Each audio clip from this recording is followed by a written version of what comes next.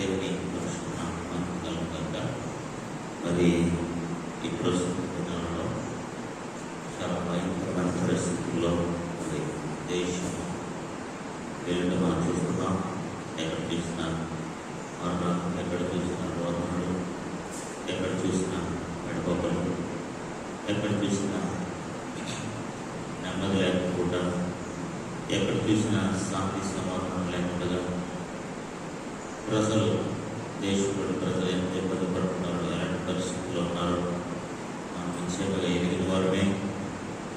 ఈ దినాన మరి ఆరాధన కూడా చేసుకోలేనటువంటి పరిస్థితులు మనం వెళ్తున్నాం. కానీ ఏదేమైనప్పటికీ కూడా దేవుని యొక్క చిత్తము, దేవుని యొక్క సంకల్పంలో దేవుడిచ్చిన ఆలోచన మేరకు మనం వెళ్ళాల్సిన వారు ఉన్నాము. మరి ఈ విధంగా వర్తమానాన్ని అందించడానికి దేవుడు అందించిన ఈ అవకాశం బట్టి నేను ప్రభుత్వం ఎంతగానో స్తుతిస్తున్నాను. ముఖ్యంగా ఇప్పుడున్న దినాన్ని బట్టి మనం అందరం కూడా చాలా జాగ్రత్తగా ఉండవలసిన వారు మేము ఉన్నాము. దయచేసి ప్రతి ఒక్కరు కూడా సన్నబిడ్డలందరూ కూడా మీ కుటుంబాల్లో ఉండి చక్కగా మీ ఆరోగ్య విషయంలో చక్కటి శ్రద్ధను వహించి మరి మిమ్మల్ని మీరు కాపాడుకోవడం విషయంలో శ్రద్ధ వహించాలని ప్రభుత్వానికి తెలియజేస్తాను. దేవుని సహాయం ఎలాగో మనకు ఉంటుంది, దేవుడు మనకు తోడుగా ఎలాగో ఉంటాడు, దేవుని యొక్క కాపుదల సంరక్షణలో భద్రతలో మనం ఎలా ఉంటాం. అయినప్పటికీ కూడా మనం కూడా జాగ్రత్త వహించవలసిన మనమే ఉన్నామని ప్రభు పేరిట నేను తెలియజేస్తాను. 10 నిమిషాలు మనం దేవుని వాక్యాన్ని చదువుకుందాం. న్యాయాధిపతుల గ్రంథము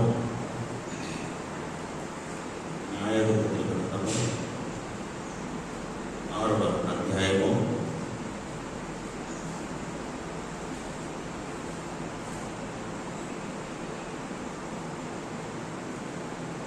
1 వచనాల్లో మనం చూద్దాం. న్యాయాధిపతుల గ్రంథము 6వ అధ్యాయము.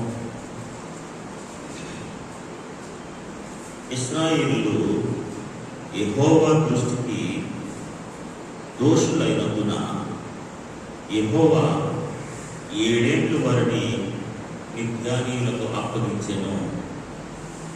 ఇక్కడ మనం చూసినట్లయితే ఇశ్రాయేలు ప్రజలు యెహోవా దృష్టికి దోషులైనందున, అంటే ఇశ్రాయేలు ప్రజలు దేవునికి వ్యతిరేకంగా, లేకపోతే దేవుని చిత్తానికి వ్యతిరేకంగా, లేకపోతే దేవుని ఆలోచన విధానానికి వ్యతిరేకంగా ఎప్పుడైతే వారు జీవించారో దేవుడు వారిని మిద్యానీయులకు 7 ఏళ్ళు అంటే 7 సంవత్సరాల పాటు వారి చేతికి అప్పగించారు.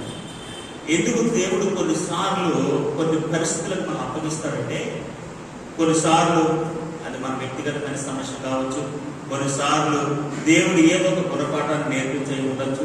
ఏ సందర్భంలో దేవుడు మనల్ని మిథ్యానీయులకు అప్పగిస్తాడో, లేకపోతే కఠినమైన పరిస్థితులకు అప్పగిస్తాడో, లేకపోతే ఐడెంటిటీలకు అప్పగిస్తాడో మనకు తెలియదు. ఖచ్చితంగా మనం జ్ఞాపకం చేసుకోవాల్సిన ఆధ్యాత్మిక సత్యం ఏంటో తెలుసా అండి? ఇప్పుడున్న పరిస్థితుల్లో ఎందుకు దేవుడు మన అందరినీ కరోనా లాంటి భయంకరమైన రోగానికి మనం అప్పగించాడు? ఎందుకు ఎక్కడ చూసిన మరణాలు, ఎక్కడ చూసిన ఇబ్బందులు, ఎక్కడ చూసిన ఈ విధమైన సమస్యలు? మరి ఎన్ని సంవత్సరాలు ఈ కరోనా ఉంటుందో మనకు తెలియదు. సుమారుగా 10 సంవత్సరాలు ఉంటుందని అందరూ చెప్తున్నారు. మరి ఎన్ని సంవత్సరాలు ఇది సాగిపోతుందో మనకు తెలియదు, ఏ రూపంలో మనకు విస్తరిస్తుందో తెలియదు. కానీ ఒకటి మాత్రం మనం ఇక్కడ గుర్తుపెట్టుకోవాలి, దేవుడు ఇశ్రాయేలు ప్రజలు మిద్యానీయులకు 7 ఏళ్ళు అప్పగించినట్టుగా మేబీ మన దేశానికి ఒక పాఠం నేర్పించడానికి, మేబీ మన ఆధ్యాత్మిక జీవితాలు సరిచేయడానికి, మేబీ ఏదో ఒక విషయాన్ని ఈ భారతదేశ క్రైస్తవత్వానికి నేర్పించడానికి దేవుడు ఒకవేళ ఈ కరోనాకు అప్పగించాడేమో అని అనిపిస్తుంది. కానీ అది ఎంతవరకు వాస్తవమో మన ఆధ్యాత్మిక జీవితాల్లో మనమే సరి చేసుకోవలసిన వారమే ఉన్నాం.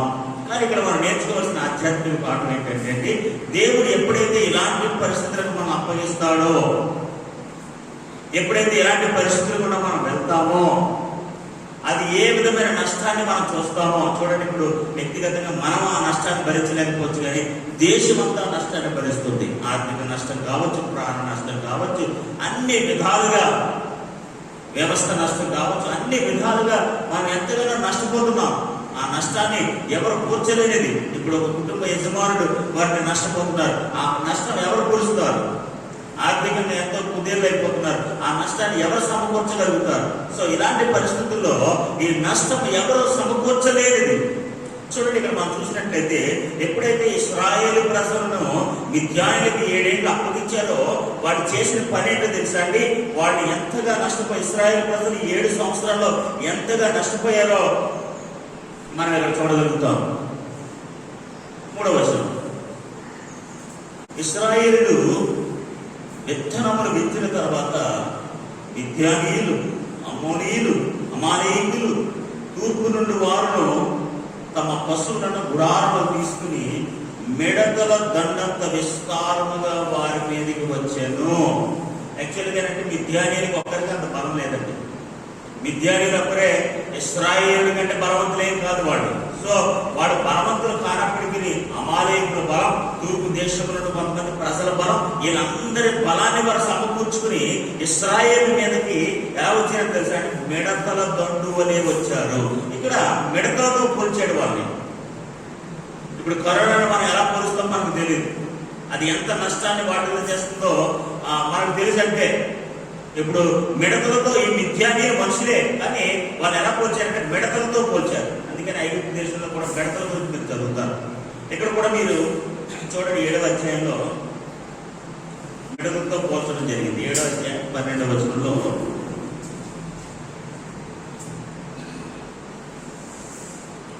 7వ అధ్యాయం 12వ వచనం, మిద్యానీయులు అమాలేకులను తూర్పు వారును లెక్కకు మిడతల వలె ఆ మైదానములో పరుండిరి. మిడతల వలె ఇక్కడ ఒకటి మనం జ్ఞాపకం చేసుకోవాలి. మిడత కూడా ఇప్పుడు ఏం చేస్తుంది తెలుసా అండి? మిడతల యొక్క పని ఏంటో తెలుసా అండి? మన చేనును, మన పంటను, ముఖ్యంగా బిబ్లికల్ ట్రాన్స్లేషన్ లో మనం మాట్లాడుకుంటే మిడతల యొక్క స్వభావం ఏంటో తెలుసా? పచ్చదనాన్ని పాడు చేయటం. మిడతల యొక్క స్వభావం ఎలాంటిదంటే పచ్చదనాన్ని పాడు చేయటం. ఇప్పుడు మిడతల వలె మిద్యానీయులు మిడతల వలె ఇశ్రాయేలుకు పచ్చదనాన్ని పాడు చేస్తున్నారు. రెండోది ఏంటో తెలుసా అంటే బోడిగా చేసేస్తారు. ఇంకేముండదు. మిడతలు తినేస్తే ఏముంటుందంటే అక్కడ పంట అంతా మిడతలు తినేస్తే ఇంకేముంటుందంటే బోడిగా ఉంటుంది, ఏముండదు ఖాళీ. సో ఇప్పుడు మిడతల వలె మిద్యానీయులు ఇశ్రాయేలు ప్రజలు ఏం చేస్తున్నారంటే వారి పచ్చదనాన్ని పాడు చేస్తున్నారు. వారిలో ఉన్న పచ్చదనం చూడండి. ఇప్పుడు ఎవరైనా సరే మనుషులుగా కూడా పచ్చగా ఉంటే ఎవరు వచ్చేవారంట. చాలా పచ్చగా ఉన్నారంటే, పచ్చగా ఉన్నారంటే ఆరోగ్యంగా ఉన్నారని, పచ్చగా ఉన్నారంటే అన్ని విధాల సౌకర్యంగా, ఆనందంగా, సంతోషంగా ఉన్నారని. అందుకే పచ్చదనం ఎప్పుడు కూడా మేలుకి చూసిన, ఆశీర్వాదానికి చూసిన, పచ్చదనం ఎప్పుడు కూడా మన అభివృద్ధికి చూసిన, పచ్చదనం ఎప్పుడు కూడా ఆశీర్వాదించబడుతున్న బిడలకు సూచనగా ఉంది. ఇప్పుడు మిడతల వలె ఈ మిద్యానీయులు ఏం చేస్తున్నారంటే ఇశ్రాయేలు యొక్క పచ్చదనాన్ని పాడు చేస్తున్నారు. ఈరోజు కరోనా కూడా చేసే పని అదే. ఈ కరోనా ఏం చేస్తుంది తెలుసా? పచ్చగున్న కుటుంబాలను పాడు చేస్తున్నాయి, పచ్చగున్న పరిస్థితులను ఎండబెడుతున్నాయి, పచ్చగున్న కుటుంబాల్లో కన్నీరు మున్నీరు చేస్తున్నాయి, పచ్చగున్న కుటుంబాల్లో ఆవేదన దుఃఖంతో నిండిపోతున్నారు, పచ్చగా ఉన్న కుటుంబాలు ఎన్నో నాశపోతున్నాయి. ఈ రోజున విద్యానీయులు ఒక మిడతల వలె ఎలాగైతే ఇశ్రాయేలు పాడు చేస్తున్నారో ఈ కరోనా అనే మహమ్మారి, కరోనా అనే మహారోగము ఈరోజు ఇశ్రాయేలు ప్రజలు పాడు చేసినట్లుగా మనల్ని కూడా పాడు చేస్తూ, మన పరిస్థితులను పాడు చేస్తూ ఎన్నో ఇబ్బందులు గుండా, పరిస్థితులు గుండా మనం వెళ్ళవలసి వస్తుంది. ఎందుకు దేవుడు మిడతల వలె మిద్యానీయుల చేతికి అప్పగించడం మనకు తెలియదు. వారికి గుణపాఠాన్ని నేర్పించడానికేమో, వారు సరిచేయడానికేమో, వారికి బుద్ధి చెప్పడానికేమో, ఇశ్రాయేలు ప్రజలు తిరిగి వారి దేవుని ఎందుకు రావాలని ఉద్దేశంతోనేమో. ఈరోజు దేవుడు బిడ్డలారా, మనం ఎక్కడ చూసినా పాపము విస్తరించిపోతుంది, అన్యాయం విస్తరించిపోతుంది, ఎక్కడ చూసినా విగ్రహారాధన విస్తరించిపోతుంది, ఎక్కడ చూసినా దేవుని పట్ల భయభక్తులు లేని బిడ్డలుగా సాగిపోతున్న దినాల్లో మనం ఉన్నాం. ఇలాంటి పరిస్థితుల్లో ఇలాంటి రోగము మన ఆధ్యాత్మిక జీవితాన్ని బలపరచడానికి, ఇలాంటి పరిస్థితులు మరింతగా మనం దేవునికి దగ్గర కావడానికి, ఇలాంటి పరిస్థితులు మరింతగా దేవునిలో బలపడడానికి, ఈ పరిస్థితులు మరింతగా దేవుని పాద సన్నిధిలో మనం కూర్చొని మొరపెట్టడానికి, ఆయన సహాయాన్ని కోరుకోవడానికి, ఆయన వాక్యము ధ్యానించడానికే. కొన్నిసార్లు కొన్ని పరిస్థితులు మనల్ని దేవునికి దగ్గరగా చేస్తాయి.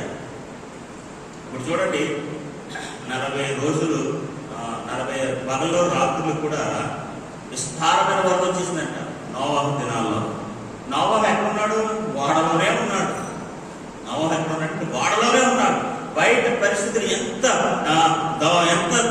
విచారకరంగా ఉన్నప్పటికీ కూడా, ఎంత భయంకరంగా, ఎంత నష్టం వాటిల్లుతున్నప్పుడు కూడా నోవాహు దేవునికి దగ్గరగా సంరక్షణ కలిగిన స్థలంలో ఉన్నాడు. ఈరోజు దేవుడుంటారా, బయట పరిస్థితి ఎంత కఠినంగా ఉన్నా సరే మనము దేవునితో సన్నిహితంగా ఉండటానికి, దేవునిలో బలపడడానికి మేబీ అలాంటి పరిస్థితులు కూడా దేవుడు పంపించాడేమో నేను అనుకుంటున్నాను. ఏదేమైనప్పటికీ కూడా నష్టమే. ఇశ్రాయేలు ప్రజల యొక్క పచ్చదనం పాడైపోతుంది, వారు బోడిగా అయిపోతున్నారు. చూడండి, బోడిగా అయిపోవడం అంటే అక్కడ వచ్చారు. ఎవరైనా బోడిగా ఉంటే ఒప్పుకుంటారండి, సమృద్ధిగా ఉంటారు, అన్ని వస్తువులు ఉంటారు. ఏ వస్తువు కూడా, ఏ ఒక్కరు కూడా బోడిగా ఉందని ఇప్పుడు ఎవరైనా చూసినప్పుడు బోడిగా ఉన్నారంటే అంటారు కదండి. సో బోడిగా ఉండడానికి ఎవరు ఇష్టపడరు. ఇప్పుడు ఇశ్రాయేలు ప్రజల్ని విద్యార్థులు విడతల వల్ల ఏం చేస్తున్నారంటే వారి పచ్చదనాన్ని పాడు చేస్తున్నారు, వారిని బోడిగా చేసేస్తున్నారు. వారికి ఉన్న ఆరోగ్యాన్ని, వారికి ఉన్న ఐశ్వర్యాన్ని, వారికి ఉన్న పంటను, వారికి ఉన్న సంపదను, వారికి ఉన్న బిడ్డలను 7 సంవత్సరాల పాటు ఇశ్రాయేలు ప్రజలు ఎంత నష్టం చేయాలో, ఎంత పాడు చేయాలో అంత పాడు చేస్తున్నారు వాళ్ళు. మేబీ ఇలాంటి పరిస్థితుల్లో అనేక మంది ప్రజలు ఎన్ని విధాలుగా నష్టపోతున్నారు వస్తుందో అన్ని విధాలుగా నష్టపోతున్నారు. చూడండి, ఇంకా మిడతల వలె ఇశ్రాయేలును పాడు చేస్తున్నట్లుగా మనం చూస్తున్నాం. 4వ వచనంలో వారు ఎదుటి దిగి గాజాకు పోవునంత దూరము భూమి పంటను పాడు చేసి, అంటే భూమి పంటను పాడు చేయడం ఏంటంటే పచ్చదనాన్ని పాడు చేయడమే. ఈ విద్యార్థులు మిడతల వల్ల చేసిన పని ఏంటో తెలుసా, వారి పచ్చదనాన్ని పాడు చేసి, వారి పంటను పాడు చేసి, భూమి పంటను పాడు చేసి ఒక గొర్రెని కానీ, ఎద్దుని కానీ, గాడిదని కానీ, జీవన సాధనమైన మరి దేనిని కానీ ఇశ్రాయేలులకు ఉండనీయలేదు. ఒక గొర్రెని కానీ, ఒక ఎద్దుని కానీ, ఒక గాడిదని కానీ జీవన సాధనమైన, అంటే వారు జీవించడానికి, వారు పోషింపబడటానికి, వారు బ్రతకడానికి, జీవనోపాధికి ఉపయోగపడి దేన్ని కూడా ఏం చేశారంటే ఇశ్రాయేలులకు ఉండనీయలేదు. మిద్యానీయులు మిడతల వలె ఇశ్రాయేలుని ఎంత నష్టం చేశారు. ఒక గొర్రెని కానీ, ఒక ఎద్దుని కానీ, ఒక గాడిదని కానీ జీవనోపాధికి ఉపయోగపడిన దేన్ని కూడా ఇశ్రాయేలు ప్రజలకు ఉండకుండా చేశారట. ఎంత బాధపెట్టారో చూడండి, ఎంత వారు పచ్చదనాన్ని కోల్పోయారో చూడండి, ఎంత ఇబ్బందులు పడుతున్నారో చూడండి. ఇలాంటి పరిస్థితుల్లో నిశ్చయముగా వారు ఎంతో గుణపాఠం నేర్చుకోవాల్సిన వారనే ఉన్నారు. 5వ వచనం, వారు ఒంటెలను లెక్క లేకుండేను. 6వ వచనం, దేశమును పాడు చేయటమును వారు దారులకు వచ్చిరి. ఇశ్రాయేలులను మిద్యానీయుల మిక్కిలి హీన దశకు వచ్చినప్పుడు వారు యెహోవాకు మొరపెట్టిరి. ఇశ్రాయేలు ప్రజలు మిద్యానీయుల వలన మిక్కిలి దీన దశకు వచ్చేసారట. మిక్కిలి దీన దశ అంటే, మిక్కిలి దీన దశ అంటే ఇంకా హోప్లెస్ అనమాట. ఇంకేం అవకాశాలు లేవు, ఇంక ఏ పరిస్థితులు లేవు. ఖచ్చితంగా ఇశ్రాయేలు ప్రజలు మిక్కిలి హీన దశకు వచ్చిరి. ఇక్కడ మనం చూసినట్లయితే మన భాషలో మనం చెప్పుకోవాలంటే ఇంకా భరించలేని స్థితికి వచ్చేసారు. ఇంకా దే కెనాట్ బేర్, ఇంక వారు భరించలేరు. చూడండి, ఇంక మనం భరించలేనప్పుడే కదా మనం ఇంకొక ఆప్షన్ తీసుకుంటాం, అంతే కదండి. భరించగలిగినంత సార్ మనం భరించేస్తాం. అది బాధ కానివ్వండి, లేదా పరిస్థితులు కానివ్వండి, లేకపోతే ఆపదలు కానివ్వండి, ఆర్థిక సమస్యలు కానివ్వండి, ఏదైనా కానివ్వండి, భరించేంత వరకు మనం భరించేస్తాం. అది ఏదైనా కానివ్వండి. కానీ ఇంకా భరించలేని స్థితికి వచ్చేటప్పటికి there will be another option, ఇంకో ఆప్షన్ వరకు మనం వెళ్తాం. ఇక్కడ ఇశ్రాయేలు ప్రజలు ఏం చేశారు తెలుసా అండి, ఇంకా భరించలేని హీన స్థితికి, దౌర్భాగ్య స్థితికి వచ్చేసినప్పుడు వారి జీవనోపాధి అంతా కూడా పాడైపోతుంది. ఎక్కడ ఏమీ లేదు, పచ్చదనం పాడైపోతుంది. గేదెలు కానీ, గొర్రెలు కానీ, గాడిదలు కానీ ఏమి వారి జీవితంలో లేవు. సమస్తము నష్టపోతున్నారు. ఇంకా భరించలేని స్థితికి వచ్చేస్తున్నారు. అలాంటి స్థితిలో వారు ఏం చేస్తారు తెలుసా, యెహోవాకు మొర్రపెట్టిరి. ఈరోజు దేవుని బిడ్డలకి ఫైనల్ గా, చివరగా ఏదైనా ఒక అవకాశం ఉందంటే అది యెహోవాకు మొర్రపెట్టడమే. మన జీవితాల్లో కూడా ఇంకా భరించలేం ప్రభావి పరిస్థితులు, ఇంకా చూడలేం ప్రభావి పరిస్థితులు, ఇంకా నష్టం చాలయ్యా, ఇంత నష్టాన్ని మేము ఎప్పుడు చూడలేదు, ఇంతకంటే మించి ఈ నష్టాన్ని మేము భరించలేము, ఇప్పుడున్న దినాల్లో మీరు ఎప్పుడైనా మీరు తరచుగా టీవీస్ చూస్తున్నారు నాకు తెలియదు, కానీ ఒకే కుటుంబంలో ఇద్దరు చనిపోవటం, ఒకే కుటుంబంలో నలుగురు చనిపోవటం, తండ్రి కొడుకులు చనిపోవటం, ఇలా రకరకాల వార్తలు వింటున్నప్పుడు మనం భరించలేని విషయాలు అన్నమాట ఇవన్నీ కూడా. ఎప్పుడైతే భరించలేని స్థితిలోకి వచ్చేస్తామో అక్కడ ఖచ్చితంగా యెహోవాకు మొరపెట్టవలసిన సమయం ఆసన్నమైనదని ఖచ్చితంగా ప్రతి ఒక్కరూ గ్రహించవలసిన వారమై ఉన్నాము. ఈరోజు ఇశ్రాయేలు ప్రజలు కూడా వారు హీన స్థితికి వచ్చేసారట. ఎంత హీన స్థితి కంటే ఇంకా వారి జీవితంలో ఏమీ లేదు, హోప్లెస్, చాలా నిరాశమైన స్థలానికి వచ్చేసారు, నిరీక్షణ లేని పరిస్థితులకు వచ్చేసారు, ఆదరణ లేని పరిస్థితులకు వచ్చేసారు. ఇంకో విషయం చెప్పంటారా, భరించలేని స్థితులకు వచ్చేసారు. అలాంటి పరిస్థితుల్లో వారు చేసిన ఒక అద్భుతమైన ఉపాయం ఏంటి తెలుసా, అద్భుతమైన ఆలోచన ఏంటి తెలుసా, వారు యెహోవాకు మొరపెట్టిరి. ఈరోజు మనం కూడా మన జీవితాల్లో భరించలేని స్థితులకు వచ్చేసినప్పుడు, ఇక ఏం చేయాలో అర్థం కాక సమస్తము బలహీనమైపోతున్నప్పుడు, మన స్థితులు హీనమైపోతున్నప్పుడు, మన పరిస్థితులు మనకు అర్థం కాకుండా మన చేతిలోంచి వెళ్ళిపోతున్నప్పుడు ఖచ్చితంగా యెహోవాకు మొరపెట్టినట్లయితే ఖచ్చితంగా దేవుడు మన పరిస్థితులను చక్కబెట్టడానికి ఒక ఉపాయాన్ని, ఒక శక్తిని, ఒక బలాన్ని, ఒక తోడును, ఒక ఆదరణను, ఒక ధైర్యాన్ని ఖచ్చితంగా దేవుడు మన జీవితంలో పంపడానికి సిద్ధముగా ఉన్నాడు. దేవుడికి స్తోత్రం కలుగుగాక. ఖచ్చితంగా మనం గ్రహించాల్సిన విషయం తెలుసా, వారు యెహోవాకు మొరపెట్టింది. మేము ఈ 7 సంవత్సరాలుగా వాడు యెహోవాకు మొరపెట్టలేదేమో ఇంతలా. ఈ 7 సంవత్సరాలుగా వారి నష్టాన్ని భరిస్తూనే ఉన్నారు. ఆ జీవనోపాధికి కూడిన సమస్త విషయాలు వారు కోల్పోతున్నప్పటికీ కూడా, వారి పచ్చదనాన్ని కోల్పోతున్నప్పటికీ కూడా, వారి బోడిగా అయిపోతున్నప్పటికీ కూడా, వారి పరిస్థితులు అంతకంతకి హీనమైపోతున్నా కూడా ఎప్పుడు ఇంతలాగా దేవునికి మొరపెట్టిన వారిగా మనం చూడలేదేమో. కానీ ఎప్పుడైతే పరిస్థితులు చూడండి, అందుకని మనం ఆ మాటలు మనం ఏం చూస్తామంటే,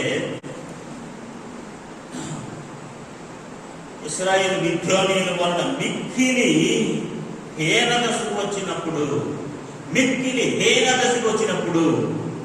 ఇంకా అలాంటి పరిస్థితులకు వచ్చినప్పుడు, అప్పటిదాకా మీకు అలాంటి పరిస్థితులు రాలేదని మనకు తెలిసి, ఎప్పుడైతే మిక్కిలి హీన దశకు వచ్చారో then they started praying God. అప్పుడు వారు దేవునికి మొరపెట్టడం ప్రారంభించారు. ఎప్పుడైతే ఆ పరిస్థితులకు వచ్చారో, మన జీవితంలోనండి చివరి ఉపాయం ఏదైనా ఉందంటే, చివరి పరిష్కారం ఏదైనా ఉందంటే, ఇంకా అన్ని పరిష్కారాలు అయిపోయాయండి, ఇంకా అన్ని దగ్గరికి తిరిగేసామండి, ఇంకా అన్ని మార్గాలు, అన్ని పరిస్థితులు ముగిపడ్డాయండి, ఇంకా ఎక్కడ ఆప్షన్ లేదండి, ఎక్కడికి వెళ్ళినా అన్ని ద్వారాలు ముగిపడ్డాయండి, ఇంకేమీ చేసేది లేదండి అని అంటారు కూడా. చూడండి చాలా మంది.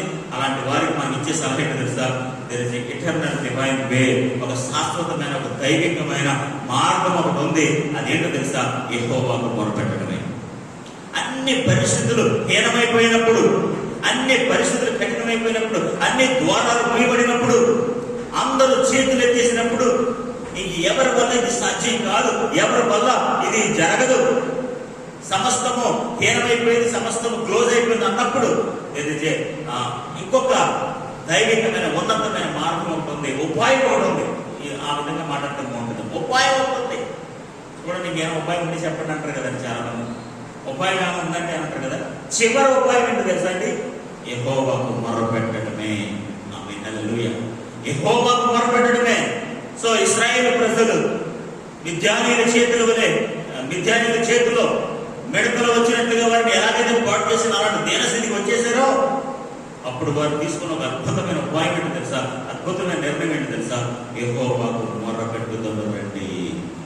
ఈరోజు నీ భయంకరమైన పరిస్థితుల్లో ప్రతి క్రైస్తవుడు, ప్రతి ఆధ్యాత్మిక బిడ్డ, మేబీ మనకు నష్టం వచ్చినా రాకపోవచ్చు, లేదా మనకు ఆ పరిస్థితులు కూడా వెళ్ళకపోవచ్చు, మేబీ అలాంటి పరిస్థితులు మనం ఉండకపోవచ్చు, అలాంటి నష్టం మన ఇంట్లో జరగకపోవచ్చు. ఏదేమైనప్పటికీ కూడా దేశ పక్షముగా మనం యెహోవాకు మొరపెట్టవలసిన వారమే ఉన్నాము. ప్రభువా, ఎందుకు ఈ పరిస్థితులు మనకు వచ్చే మాకు తెలియదు, ఎందుకు మా దేశం పట్ల ఇలాంటి విమర్శత, లేకపోతే ఇలాంటి పరిస్థితులు కూడా మేము ఎలా చూస్తుందో మాకు తెలియదు, ఏమి నేర్పించాలనుకుంటారో మాకు తెలియదు, నీ చిత్తాన్ని, నీ ఆలోచన ఏంటో మాకు తెలియదు, కానీ ఇంక మేము భరించలేం ప్రభా, ఇంకా మిక్కిలి హీనస్థితికి మేము వెళ్ళిపోతున్నాం ప్రభా, ఈ నష్టాన్ని మేము చూడలేం ప్రభా, ఈ మరణాలు మేము చూడలేం ప్రభా, ఈ బాధలు మేము చూడలేం ప్రభా. ఒక్కొక్క రోజు మా హృదయాలు కరిగిపోతున్నాయి ప్రభా, మా హృదయాలు కఠినమైపోతున్నాయి ప్రభా. దయచేసి ఈ పరిస్థితుల నుంచి మమ్మల్ని విడిపించండి ప్రభువా అని ప్రతి క్రైస్తవుడు మొరపెట్టగా దేవుడు తన కార్యమును జరిగించునుగాక. ప్రపంచంలో ఉన్న ప్రతి క్రైస్తవుడు ఈ పరిస్థితుల గురించి మిక్కిలి హీనమైపోతున్న పరిస్థితులు జ్ఞాపకం చేసుకుని, నేను అలా హాస్పిటల్కి ఏదో ఫంక్షన్కి వెళ్తూ అలా వెళ్తే అక్కడ గవర్నమెంట్ హాస్పిటల్ బయట పెద్ద లైన్ ఉందండి, చాలా పెద్ద లైన్. ఏదో సినిమా హాల్ దగ్గర టికెట్లు నిల్చుంటారు కదా, అలా ఉంది పెద్ద లైన్, చాలా పెద్ద లైన్. ఏంటి తెలుసా లైన్? మంచాలు లేక, బెడ్స్ లేక పేషెంట్తో బయట నిలబడ్డారు కదా. ఎంత పరిస్థితి అండి! అలాంటి పరిస్థితులు ఎప్పుడైనా మనం చూస్తామనుకున్నాము? ప్రజలు ఎంత నష్టపోతున్నారు, ఎంత ఇబ్బందులు పడుతున్నారు. బెడ్ లేక, ఒక పేషెంట్కి బెడ్ లేక ప్రజలు ఎంత భయంకరమైన దుస్థితిలో ఉన్నారు. ఈరోజు దేశం ఎంత దుస్థితిలో ఉందో ఆ పరిస్థితులన్నీ చూస్తున్నప్పుడు హృదయాలు అదలకుతం అయిపోతున్నాయి. ఈరోజు నిశ్చయముగా ఆ పరిస్థితుల నుంచి దేవుడు విడిపించినట్లుగా యెహోవాకు మొరపెట్టుదుమగాక, యెహోవాకు మొరపెట్టుదుమగాక. దేశంలో ఉన్న ప్రతి క్రైస్తవుడు నిశ్చయముగా దేవుడు మన దేవుడు ఏమన్నట్టు మొరణానికి చూడండి. 2-3 ఉదాహరణలు మీకు చూపించడానికి ఇష్టపడతాను. 3వ అధ్యాయం, అక్కడే న్యాయాధిపతుల గ్రంథం 3వ అధ్యాయం, న్యాయాధిపతుల గ్రంథం 3వ అధ్యాయం 9వ వచనం. ఇశ్రాయేలు యెహోవాకు మొరపెట్టగా యెహోవా కాలేబు తమ్ముడైన కానాజేబు కుమారుడు ఒత్నీయేలును రక్షకునిగా ఇశ్రాయేలు కొరకు నియమించి వారిని రక్షించెను. ఇశ్రాయేలు ప్రజలు మొరపెట్టగా దేవుడు ఒత్నీయేలుని ఒక రక్షకునిగా నియమించెను. ఎందుకు రక్షకునిగా నియమించారంటే వాళ్ళు మొరపెట్టారు. ఇశ్రాయేలు ప్రజలు ఏం చేశారంటే మొరపెట్టారు. ఎప్పుడైతే ఇశ్రాయేలు ప్రజలు మొరపెట్టారో దేవుడు ఒక రక్షకుడిని నియమించాడు. ఆమేన్. ఈరోజు మన దేశాన్ని రక్షించడానికి దేవుడు ఒక రక్షకుడిని నియమించను కాక. ఆ రక్షకుడు ఎలా వస్తాడో మనకు తెలియదు. ఆ పరిస్థితి ఎలాగా మనకి చూడండి, ఇశ్రాయేలు ప్రజలు మొరపెట్టినప్పుడు దేవుడు రక్షకుడిని నియమించాడట. వారిని రక్షించడానికి దేవుడు ఒకటి సెలెక్ట్ చేశాడట. ఈరోజు మనల్ని రక్షించడానికి దేవుడే ఒక రక్షకుడిని మన కొరకు నియమించను కాక. హల్లెలూయా, హల్లెలూయా. చూడండి అక్కడే 15వ వచనంలో, 3వ అధ్యాయం 9వ వచనం మనం చదివేది. 15వ వచనం ఇప్పుడు చదువుతాం. ఇశ్రాయేలు యెహోవాకు మొరపెట్టగా ఆ బెన్యామీనుడైన హేరా కుమారుడకు ఏహూదును రక్షకుని వారి కొరకు నియమించెను. చూడండి 4వ అధ్యాయం 3వ వచనం.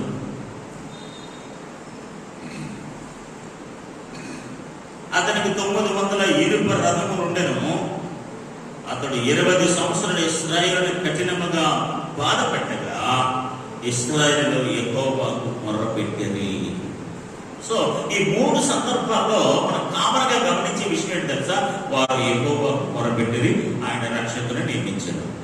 వారు యెహోవాకు మొరపెట్టిరి, వారి కొరకు యెహోవా వారి రక్షకుని నియమించారు. ఇక్కడ మనం జ్ఞాపకం చేసుకోవాల్సింది ఏంటి తెలుసా అండి?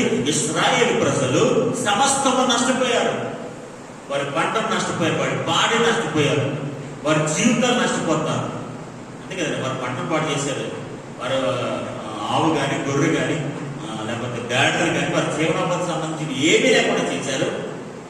సమస్తం వారు నష్టం అయిపోయారు, హీనస్థితికి వెళ్ళిపోయారు. ఇలాంటి పరిస్థితుల్లో వారు తీసుకున్న ఒకే ఒక ఉపాయం అంటే తెలుసా? ఒకే ఒక ఆప్షన్ అంటే తెలుసా అండి? మేము యెహోవాకు మొర్రపెట్టెదము. దేవుని బిడ్డలారా, మన జీవితంలో ఈ ఉపాయాన్ని ఇంకా భరించలేని స్థితికి వచ్చేసినప్పుడు, ఏ విధమైన ఆప్షన్ లేనప్పుడు, ఏ విధమైన పరిష్కారం లేనప్పుడు, ఏ విధమైన పరిస్థితులు ఇంకా మనకి ఉపయోగకరంగా మేలుకరంగా లేనప్పుడు, that is the final option. ఇంక చివరికి ఒక ఉపాయం ఉంది, చివరికి ఒక మార్గం ఉంది. ఆ మార్గం ఏంటి తెలుసా?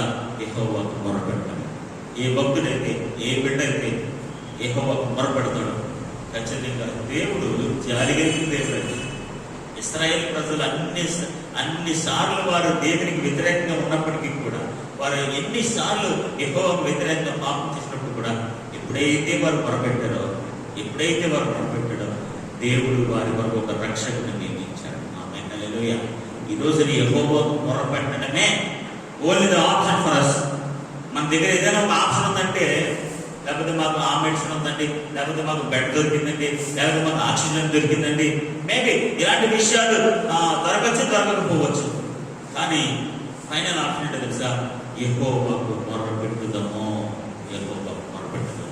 ఏ భక్తుడైతే, ఏ బిడ్డైతే, ఏ పరిస్థితులు ఉన్నప్పటికీ కూడా యెహోవాకు మొరపెడతాడో ఖచ్చితంగా దేవుడు అక్కడ ఒక సొల్యూషన్, ఒక పరిష్కారాన్ని, లేకపోతే ఒక వారి నేర్కరమైన పరిస్థితులను ఖచ్చితంగా దేవుడు సమకూరుస్తాడు. కానీ ఇక్కడ మనం నేర్చుకోవాల్సిన 6వ అధ్యాయంలో నేర్చుకోవాల్సిన ఆధ్యాత్మిక పాఠం ఏంటో తెలుసా అండి? ఇక్కడ వెంటనే రక్షకుని పంపలేదని దేవుడు. వేరే 3వ అధ్యాయంలో కానీ 4వ అధ్యాయంలో కానీ వారు మొరపెట్టగానే రక్షకుడు నియమించేశారు దేవుడు. ఎప్పుడైతే వారు మొరపెట్టారో వెంటనే వారి బాబు రక్షకుడు వచ్చేసేవాడు. కానీ ఇక్కడ రక్షకుడు నియమించలేదు. ఏం చేశాడు తెలుసా? ఒక ప్రవక్తను పంపించాడు. ఆమేన్, హల్లెలూయా. ఇక్కడ ఒక ప్రవక్తను పంపించాడు. ఏంటో చూడండి,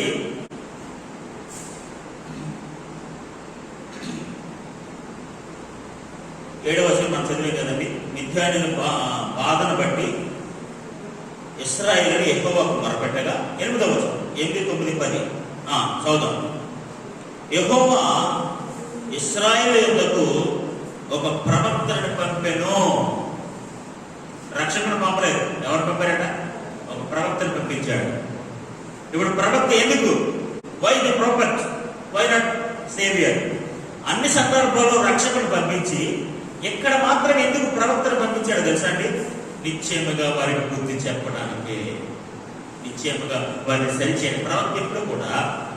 ప్రవక్త ఎప్పుడు కూడా ప్రజలకి శ్రేయస్కరమైన సమాచారాన్ని మోసుకొస్తాడు. దేవుడి దగ్గర నుంచి ఏదో ఒక ఉన్నతమైన సమాచారాన్ని మోసుకొస్తాడు. ఇక్కడ అన్ని సందర్భాల్లో, ఇప్పుడు 3వ అధ్యాయం, 4వ అధ్యాయం, 5వ అధ్యాయంలో వాడు ఇలా తప్పిపోతున్నప్పుడు దేవుడు వారు మొరపెట్టగా ఒక రక్షకుడు పంపించాడు. కానీ ఇక్కడ ఈ 6వ అధ్యాయంలో రక్షకుడు పంపించలేదు. ఇన్ కేస్ బదులుగా ఇన్స్టెడ్ ఆఫ్ ఎవరు పంపించారు తెలుసా? ప్రవక్తను పంపించారు. చూడండి, ప్రవక్త ఏం చెప్పాడు? ఇశ్రాయేలు ప్రజలు ఎదుగు ఒక ప్రవక్తను పంపారు. అతడు వారితో ఇలా ప్రకటించెను, ఇశ్రాయేలు దేవుడని యెహోవా సెలవిచ్చింది ఏమనగా, నేను ఐగుప్తులో నుండి మిమ్మల్ని రప్పించి, ఆమేన్, హల్లెలూయా, నేను ఐగుప్తులో నుండి మిమ్మల్ని రప్పించాను. అంటే దేవుడు తన కృపను, ఆమేన్, తన బల ప్రభావాన్ని గుర్తు చేస్తున్నాడు వాళ్ళకి. కొన్నిసార్లు మనం మర్చిపోతాం కదా, ఆయన కృపను మర్చిపోతాం కదా, ఆయన బల ప్రభావాన్ని, శక్తిని మనం మర్చిపోతాం కదా. ఇప్పుడు ఆయన కృప ఏంటి తెలుసా? మీరు ఐగుప్తు దేశంలో ఉండేవారురా, ఆడ బానిసత్వంలో బ్రతికేవారు, వాడు పెట్టే చెప్పకూడదు తినేవారు. ఎంత కృప తెలుసా? ఈరోజు మీరు ఆ బానిసత్వం నుంచి బయటకు వచ్చేసారంటే దేవుని కృపను జ్ఞాపకం చేస్తున్నాడు. Remembering the grace of God, దేవుని కృపను జ్ఞాపకం చేసుకోవటం. మేబీ ఇశ్రాయేలు ప్రజలు దేవుని కృపను మర్చిపోయారు, ఆయన బల ప్రభావాన్ని మర్చిపోయారేమో. ఇప్పుడున్న పరిస్థితుల్లో కూడా మేబీ దేశము దేవుని కృపను మర్చిపోయిందేమో, దేవుని యొక్క బల ప్రభావాన్ని మర్చిపోయిందేమో. ఎక్కడ చూసిన విగ్రహాలను పెంచుకెళ్ళిపోతుందేమో, ఎక్కడ చూసిన వ్యతిరేకత పెంచుకెళ్ళిపోతుంది. మనకు తెలియదు reasons, we don't know exactly. పరిపూర్ణమైన ఆధారాలు లేకపోతే నిర్ణయాలు మనకు తెలియదు. ఇశ్రాయేలు ప్రజలకి వారు యెహోవాకు మొరపెట్టినప్పుడు దేవుడు ఏం చేశాడు తెలుసా?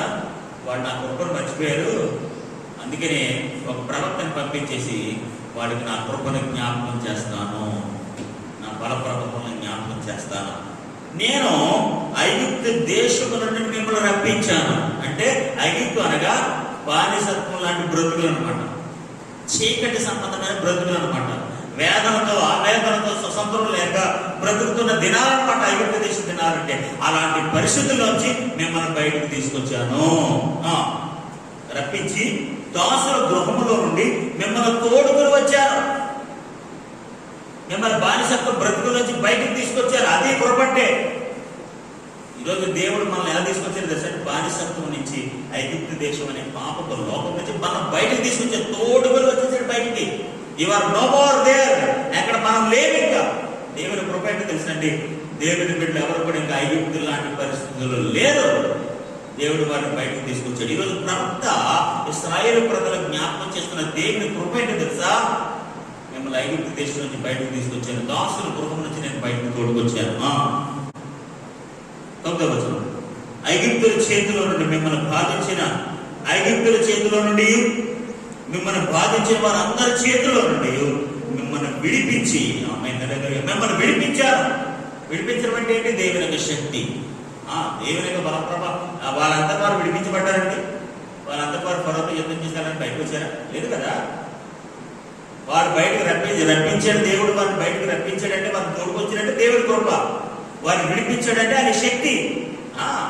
దేవుని బల ప్రభావం లేకుండా, దేవుని అద్భుతకారం లేకుండా, దేవుని అద్భుతమైన శక్తి ప్రదర్శించబడకుండా వాళ్ళు బయటకేం రాలేదు. వాళ్ళ స్వస్థతో బయటకేం రాలేదు. ఇక్కడ ప్రవక్త ద్వారా దేవుడు ఇశ్రాయేలుకి జ్ఞాపకం చేస్తున్న ఒక ఆధ్యాత్మిక పాఠం ఏంటో తెలుసా? వారు నిజంగా మొరపెట్టారు, నేను కాదనలేదు. వారు మొరపెట్టారు. వారు మొరపెట్టినప్పుడు దేవుడు వారికి నేర్పిస్తున్న ఆధ్యాత్మిక పాఠం ఏంటో తెలుసా అండి?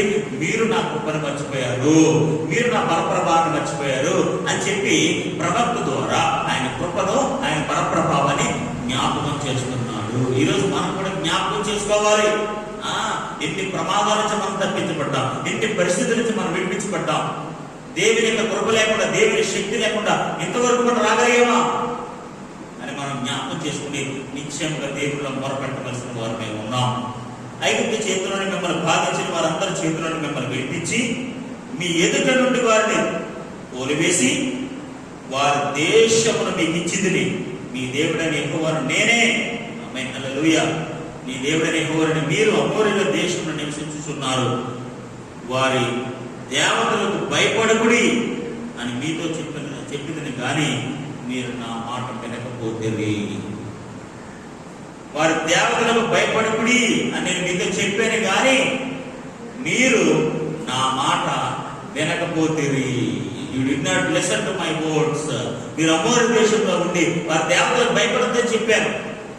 నా కృపను జ్ఞాపకం చేసుకున్నాను, లేదా నా బలప్రభావం జ్ఞాపకం చేసుకున్నాను. నా కృపను జ్ఞాపకం చేసుకోకుండా మీరు ఆ దేవతలకు భయపడద్దని చెప్పారు. కానీ మీరు ఏం చేశారు తెలుసా?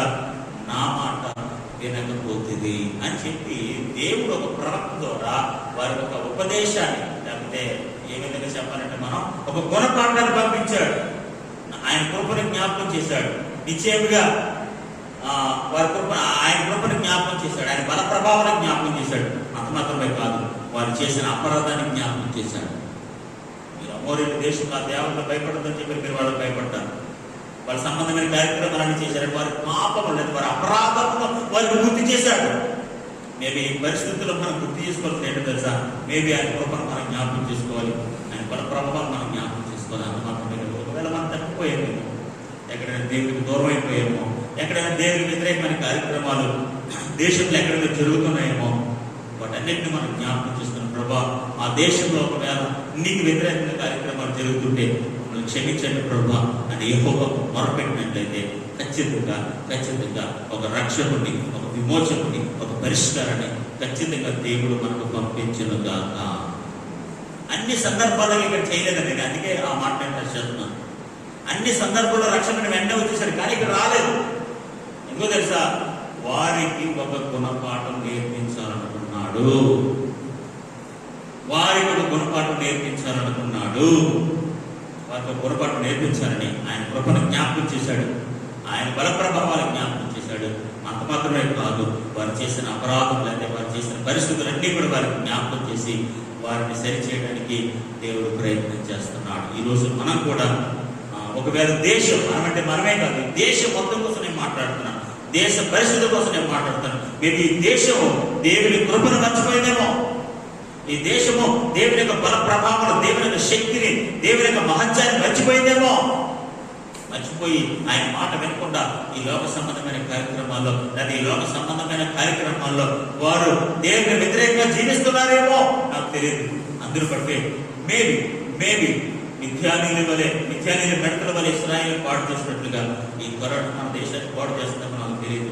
దేవుడు బిడ్డలారా, ఏదేమైనప్పటికీ కూడా మనము ఆయన కృపను జ్ఞాపకం చేసుకుందాము కాక, ఆయన బల ప్రభావాలను జ్ఞాపకం చేసుకుందాము కాక. ఒకవేళ మనం వ్యతిరేకంగా ఏదైనా మన జీవితాల్లో ఉంటే అది జ్ఞాపకం చేసుకుని దాన్ని విడిచిపెట్టి ప్రభుతో లేకపోతే ఆ సంబంధాన్ని ఏర్పాటు చేసుకుని 7 సంవత్సరాలు వారు యెహోవాకు దూరంగా ఉన్నారండి. 7 years 7 సంవత్సరాలు దేవునికి వ్యతిరేకంగా దేవునికి దూరంగా ఉంటే ఎంత నష్టమండి మనకి. ఇప్పుడు అలాంటి హీనమైన పరిస్థితులకు వచ్చేసిన తర్వాత, హీనమైన దుస్థితులకు వచ్చేసిన తర్వాత అప్పుడు యెహోవాకు మొరపెడితే వారి దేవుడు ఏం చేశాడు తెలుసా, వారికి గుణపాఠం నేర్పించి అప్పుడు వారి వరకు ఒక విమోచకుని, ఒక రక్షకుని, ఒక ఉపాయాన్ని పంపించినట్లుగా మనం చూస్తున్నాం. దేవుడికి స్తోత్రం కలుగును గాక. ఇశ్రాయేలు ప్రజలను విడిపించడానికి గిద్యోనుని దేవుడు ఏర్పాటు చేస్తున్నాడు. గిద్యోనుకు దేవుడు ఏం చెప్పాడు తెలుసా, నేను నీకు తోడుగా ఉంటాను. ఆమేన్, హల్లెలూయా. నేను నీకు ఏముంటాను? నేను నీకు తోడుగా ఉంటాను. ఇదిగో నా ప్రజలైన వారు ఇబ్బందుల్లో ఉన్నారు, ఖచ్చితంగా నువ్వు వెళ్ళి వారిని రక్షించుము. దేవునికి స్తోత్రం కలుగును గాక. ఈరోజు దేవుడు బిడ్డలారా, మనం జ్ఞాపకం చేసుకోవాల్సిన ఆధ్యాత్మిక విషయం తెలుసా, దేవుడు మనకు తోడుగా ఉన్నాడు. ఇశ్రాయేలు ప్రజలతో దేవుడు ఏం వాగ్దానం చేశాడు తెలుసా, ఐగుప్తు దేశం నుంచి వారిని బయటకు తీసుకొచ్చినప్పుడు దేవుడు నిర్గమకాండం 3:5 మనం చూస్తే వారికి ఏం చెప్పాడు తెలుసా, నేను మీకు తోడుగా ఉంటాను. I will be with you. మోషే చనిపోయినప్పుడు యెహోషువ దేవుడు ఏం చెప్పాడు తెలుసా, నేను మోషేకు తోడై ఉండినట్లు నేను కూడా నీకు తోడై ఉంటాను.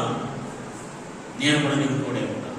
ఇప్పుడు గిద్యోనుకు దేవుడు ఏం చెప్తాడు తెలుసా, నేను నీకు తోడుగా ఉంటాను, నీకు అపాయం ఏమీ రాదు. నిశ్చయంగానండి గిద్యోనుకు పిరిగిపోడండి, భయస్తుడండి. నిజంగా అందరూ అలా ఉంటారు కదా, అందరూ ధైర్యవంతులు ఎలా ఉంటారు.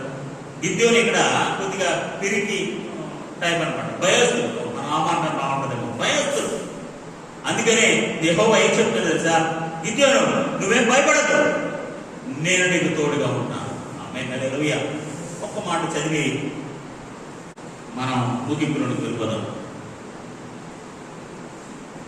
14వ వచనం. అంతటి యెహోవా అతని తట్టు తిరిగి బలము తెచ్చుకుని వెళ్ళి ఆమేన్, బలము తెచ్చుకుని వెళ్ళి మిద్యానీయుల చేతిలో నుండి ఇశ్రాయేలు రక్షింపుము, నిన్ను పంపిన వాడు నేనే అని చెప్పగా. ఇక్కడ గిద్యోనుడు దేవుడు ఏం చేస్తాడు తెలుసా, బలము తెచ్చుకొని, గో విత్ స్ట్రెంగ్త్, నిన్ను పంపిన వాడును నేనే. ఇక్కడ ఒక విషయాన్ని చెప్పి నేను ప్రార్థన చేస్తాను. గిద్యోను తనంతట తానుగా వెళ్తే ఇశ్రాయేలు ప్రజలను రక్షించలేడు. గిద్యోనుగా వెళ్తే ఇశ్రాయేలు ప్రజలను రక్షించలేడు. గిద్యోను ఎలా వెళ్ళాలి తెలుసా, ఇప్పుడు దేవుడు బలపరిచిన దేవుని బిడ్డగా వెళ్ళాలి, దేవుడు పంపించిన ఒక యోధుడిలా వెళ్ళాలి. ఇప్పుడు ఇశ్రాయేలు ప్రజలు రక్షించడానికి, లేకపోతే ఈ పరిస్థితుల నుంచి మనం విడిపించబడ్డానికి మనంతటా మన శక్తి సరిపోదు. దేవుడు బలపరిచిన ఆధ్యాత్మిక బిడ్డల వలె మనం ప్రార్థించినప్పుడు, దేవుడు పంపించిన ఒక ఆధ్యాత్మిక వీరుల వలె మనం ప్రార్థించినప్పుడు ఖచ్చితంగా ఈ పరిస్థితులను మనం చక్క పెట్టగలము. డెఫినెట్లీ 100%. ఇక్కడ నేను మరొకసారి మాట చెప్తున్నాను వినండి. గిద్యోనుగా వెళితే ఇశ్రాయేలు ప్రజలను రక్షించలేడు. మనంతటేదో మనకున్న ప్రార్థన బట్టి, లేకపోతే మనకున్న టాలెంట్ బట్టి మనం ప్రార్థన చేసే కార్యాలు జరగదు. మనం ఎలా ప్రార్థన చేయాలంటే, దేవుడు బలపరిచిన బిడ్డల వలె ప్రార్థన చేయాలి. దేవుడు నేను బలపరిచిన విధంగా, దేవుడికి ఇచ్చిన శక్తి విధంగా, నీలో ఉన్న ఆధ్యాత్మిక సామర్థ్యాన్ని బట్టి మనం ప్రార్థన చేస్తే గొప్ప కార్యం దేవుడు మన పట్ల జరిగిస్తున్నాడు. ఇప్పుడు గిద్యోను ఏమంటే తెలుసా, దేవుడు బలము తెచ్చుకొని, హల్లెలూయా.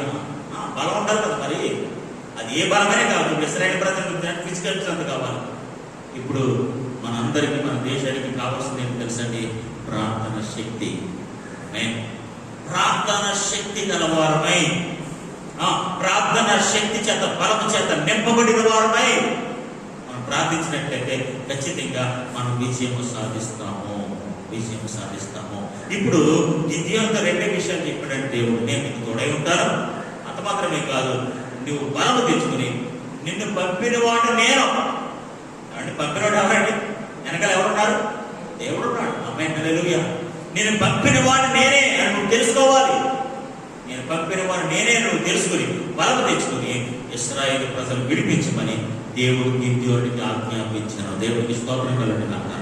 దేవుని బిడ్డలారా, మనం దేవుని బిడ్డలుగా చేయాల్సిన మన ఆధ్యాత్మిక పని ఏంటో తెలుసండి. దేశం ఎలా ఉంది, పరిస్థితులు ఎలా ఉన్నాయి? సమస్తం క్షీణించిపోయాయి. పచ్చదనం పోయింది, ఆరోగ్యం పోయింది, ఆర్థిక నష్టంగా ఏర్పడుతుంది. అన్నీ ఈ విధంగా హీన స్థితికి వెళ్ళిపోయాం, భరించలేని స్థితిలోనే వెళ్ళిపోయాం మనందరం కూడా. ఇప్పుడు దేవుని బిడ్డలుగా దేవుని శక్తి చేత నింపబడి ఒక ఉన్నతమైన ప్రార్థన భారతతో మన దేశంలో రక్షించుకుందాం. గిద్యోను ఎలాగైతే కొరత తెచ్చుకొని యెహోవా చేత పంపబడిన వాడే ఇశ్రాయేలు ప్రజలు విడిపించాడో, ఈరోజు దేశంలో ఉన్న సమస్త భక్తులు అందరూ కూడా, దేవుని బిడ్డలైన వారందరూ కూడా యెహోవా చేత బలపరచబడిన వారే, దేవుని శక్తి చేత నింపబడిన వారే, దేవుని చేత ఏర్పాటు చేయబడిన వారే, దేవుని చేత పంపబడిన వారే ఎరిగి తెలుసుకుని దేశం కొరకు మొరపెట్టగా దేవుడు మన ప్రార్థనలు ఆలకించి మన దేశమును రక్షించును గాక, మన దేశమును స్వస్థపరచును గాక, మన దేశమును తిరిగి ఉన్నతమైన ఆరోగ్యము దేవుడు అనుగ్రహించును గాక. ప్రార్థన చేసుకుందాం. మోకరించండి. ప్రభువానికి స్తోత్రం, స్తోత్రం, స్తోత్రం, స్తోత్రం. పరిశుద్ధులైన తండ్రికి వందనములు, వందనములు, వందనములు, వందనములు. ప్రభువా, ఇశ్రాయేలు ప్రజలు వారి పచ్చదనాన్ని కోల్పోయారు ప్రభా.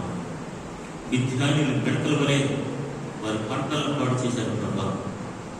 మిథ్యానులు పిడకల వలె వారి జీవనోపాధిని పాడు చేశారు ప్రభా. వారి సమస్తము హీనమైపోయారు ప్రభా. భరించలేని స్థితిలోకి వెళ్ళిపోయారు ప్రభా. అన్ని విధాలుగా నష్టపోయారు ప్రభా. ఆస్తి నష్టం, ప్రాణ నష్టం, అనేక విధాలుగా ప్రభా వారి జీవనోపాధులు నష్టపోయారు ప్రభా. కానీ వారు నీకు మొరపెట్టగా, వారు నీకు మొరపెట్టగా ప్రభా వారి ప్రార్థనను ఆలకించి వారు ఏ విషయాన్ని మర్చిపోయారో, నీ కృపను మర్చిపోయారు, నీ బల ప్రభావాలు మర్చిపోయారు, వారు చేసిన అపరాధాలు మర్చిపోయారు. వాటన్నిటిని గుర్తు చేసి, సరిచేసి, సరిదిద్ది ఎలాగైతే వారిని మీరు రక్షించారు ప్రభా. ఈ రోజు మా దేశం ఒకవేళ నీ కృపను మర్చిపోయిందేమో ప్రభా, ఒకవేళ మా దేశము నీ బల ప్రభావాలు మర్చిపోయిందేమో ప్రభా, ఒకవేళ మా దేశము అనేక పాపాల గుండా వెళ్తూ నేను మర్చిపోయానేమో ప్రభా. యేసు నామములో వాటన్నిటిని గ్రహించి ప్రభా నేను మొరపెట్టగా, ప్రభా నీకు మొరపెట్టగా మా ప్రార్థన ఆలకించండి ప్రభా. ప్రభా మా స్వలాభం వల్ల, మా శక్తి వల్ల ఈ కార్యాన్ని మేము జరిగించలేము ప్రభా. మా సొంత జ్ఞానంతో ఈ కార్యాన్ని మేము తలపెట్టలేము ప్రభా.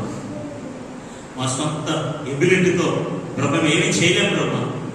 ప్రతి ఒక్కరూ నీ బలము చేత నింపబడుదురు గాక, ప్రతి ఒక్కరు నీ శక్తి చేత నింపబడుదురు గాక.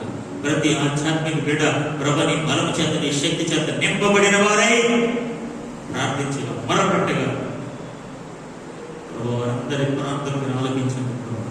మా దేశమును స్వస్థపరచండి, మా దేశమును స్వస్థపరచండి, మా దేశమును విడిపించండి ప్రభు. ప్రస్తుత దినాల్లో ఏ కుటుంబంలో ప్రభు ఏ బలహీనతతో, ఏ అనారోగ్యంతో, ఏ పరిస్థితులు ఉన్నాయో మాకే తెలియదు ప్రభు. ఈరోజు ఈ ప్రార్థన ద్వారా అనేకులు స్వస్థపరచబడతారు కదా, అనేకులు విడిపించబడతారు కదా, అనేకులు ఆరోగ్యం పొందుకుంటారు కదా. తిరిగి ఒక నూతన జీవనాన్ని వారి జీవితంలో మీరు ప్రసాదించారు ప్రభు.